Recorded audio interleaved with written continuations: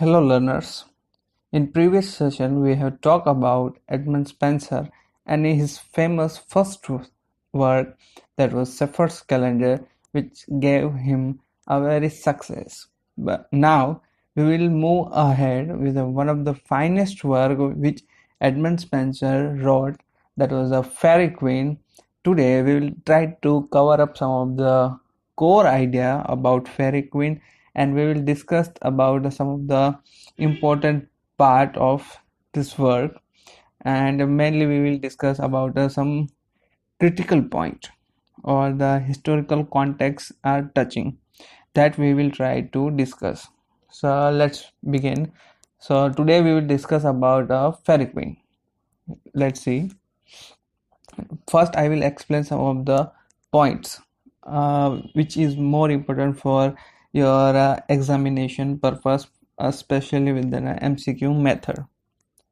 The Fairy Queen is an allegoric epic poem in which he praised Fairy Queen Elizabeth and Anglican Church. Means that the first thing is that the Fairy Queen truly representation of Queen Elizabethan and the Anglican Church.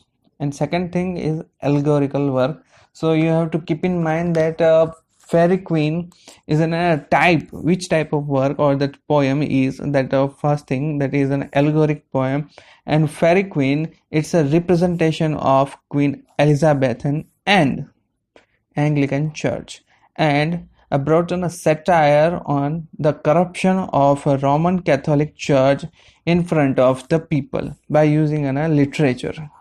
Friends, that's why we call that literature is a mirror of society. The Fairy Queen is 6 books in which each book have a heroes. Means that this Fairy Queen is an epic kind of a poem, and it's divided in 6 books. So every book has their separate heroes, so which we have to see every night, which shows some qualities. Let's see, book by book we will see. Book 1, the hero is Red Cross Knight, which represent holiness. Book 3, Sir Gawain, represent temperness. Book 3, it's a Lady Knight Britomart, which represent chastity. Book 4 represent Trim and Campbell, which represent friendship. 5th one was Knight Artegal, which represent justice. The last book and the hero of the last book is Calidore, the Knight Calidore, represent courtesy. In this poem, particularly in Fairy Queen, Edmund Spenser invent Spenserian stanza. What was the concept of Spenserian stanza? We will see the mainly that stanza's total line is 9, and the first 8 line written in Herald couplet, and the last line, which is the 9th line, was written in Alexandria pattern. So first 8 line represent pentameters, and the last line represents hexameter. That was the structure, overall structure of the 9 line, which is divided in 8 and 1. So friends, you have to remember that the Spenserian stanza's total line are 8, and first 8 line is written in a pentameter, and the last one is written in a hexameter. That you have to remember. The rhyme scheme of that Spenserian stanza is A, B, A, B, B, C, B, C, C. One more time, that the rhyme scheme you have to remember, that is A, B, A, B, B, C, B, C, C. Now let's move ahead about talks about what is Fairy Queen, from where the concept or idea was borrowed. So that actually that concept or idea borrow from biblical allegories. So you will find some kind of a biblical reference in a Fairy Queen, and there is a every work has some kind of intent to tell people. So here in Fairy Queen, we find two intent to teach society. The first one is morally philosophical ideas. Means that Fairy Queen tell us about morality and philosophical ideas or philosophical aspect. And second thing is the most important, politically, social, and the religious ideas and satire or the irony of that time that particularly they want to tell us. Now let's see some of the big characters of this huge work. So first one was the leading the most probably the hero of this work, that is King Arthur. But King Arthur was not playing an active role in this book.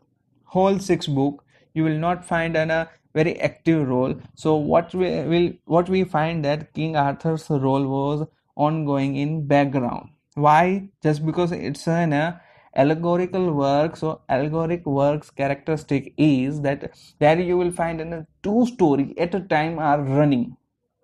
Friends, keep in mind that the allegorical poem has two that method or style, that first the main story was running, and with that the sub stories are also running. That was the style or the characteristic of allegorical poem. So the mainly the the whole poem was focused on King Arthur, just because King Arthur want to meet Fairy Queen. But unfortunately, that Fairy Queen, she is also not play an active role. But what she do, just she gives some kind of quest to their knights, but she was not playing an active role.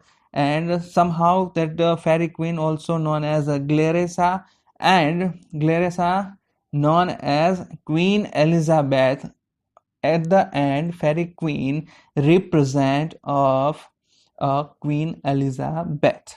Keep in mind. Now let's see some of the knights. The first one, that the in book 1 we find that is a Red Cross knight, that a representation of holiness, and which we come to know about at the end of the book. Whole books are ended, then we come to know that the Red Cross knight, it's a representation of a Saint George of England, Saint George, which is represent as an Red Cross knight in this Fairy Queen. It's a famous saint of England from a church, Christianity, that Saint George. Then the co-partner of Red Cross is Lady Una, that a representation of truthfulness. Then she is the daughter of Adam and Eve. Friends, as I told you that it's in a biblical allegory, so we will find some of the reference of a Bible. So that Adam and Eve was the reference from Christians holy book that known as Bible. So that Lady Una is a representation of Adam and Eve's daughter. Now let's see some of the villain. So first villain is Archimago, and Archimago is a representation of Spain. First, Spain is in a country that represents, just because England's rivalry country is Spain, and also that representation of Roman Catholic Church. So Archimago representation of Spain as in a country, and Roman Catholic Church also represent. The one of the witch is the Duessa, that representation of Mary Queen of Scots. She was the Renaissance villain, so that's why she is here. So now let's see some of the briefly summary of all six books. So in book 1 we find that the Red Cross and Queen, that Lady Una was searching for their parents.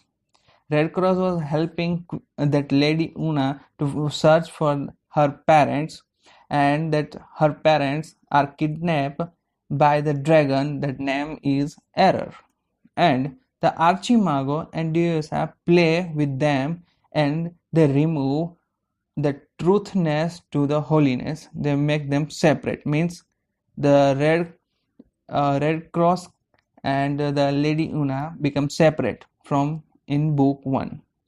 After separation, Lady Una was protected by a lion. At that time, Saint Slow, one of the evil person, come, and he want to make a connection with Una, but lion save Lady Una's life. At the end of the book 1, Lady Una finally meet to the King Arthur, the leading hero of the whole epic work, and the author give to promise to Lady Una that he will help to find her parents also, and he help to make a patch up with the Red Cross also. After that, the book 2 will open. There we find a second knight, Sir Gawain, that represent, and that Red Cross knight they meet. At that time, uh, the one more person meet, that was a Palmer, that's a representation of a reason, and Sir Gawain representation of temperance. And in this book, the Bregodic is the villain, and Erechus is the mistress or the second villain of this book, and she is the mistress of a bower of Bliss. That was the talks about book 2. In book 3, we find that Lady Britomart was searching an knight article. Why she was searching a knight article? Just because in magic mirror she find that the knight article became a king of England, and she became a wife of knight article, and she fell in love with him by just listening and that magical mirror, what that mirror says. After that, she was looking for a knight article. That was the story of book 3. In book 4, the story of a friendship comes. The Lady Britomart was still searching the knight article. At that time, she meet the one of the couple, that is Campbell and his wife Tremont, and Campbell and his wife Canesius. That Campbell and Tremendous is a representation of friendship. That's the leading part we have seen in book 4. The final, that book 5, which is representation of justice. Why? Just because the knight article, the author is a representation of a justice. Article meets to the author, the king author, which is looking for a fairy queen, and he is not able to meet still. But after the King Arthur and Knight Article meets, they can able to defeat envy, balance best, and detraction.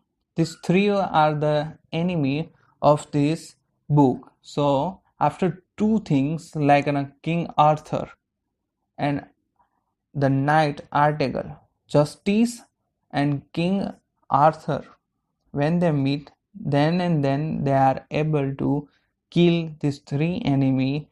That first one was envy, the second one was a balanced beast, and the third one was detraction. The final part is talks about the knight Calidor, and it's a representation of courtesy. Why? Just because that the knight Calidor always think that he want to help everyone. That is the way. So he helped to everyone to solve their problem. So friends, these are the summary or the leading concept which I have tried to cover up.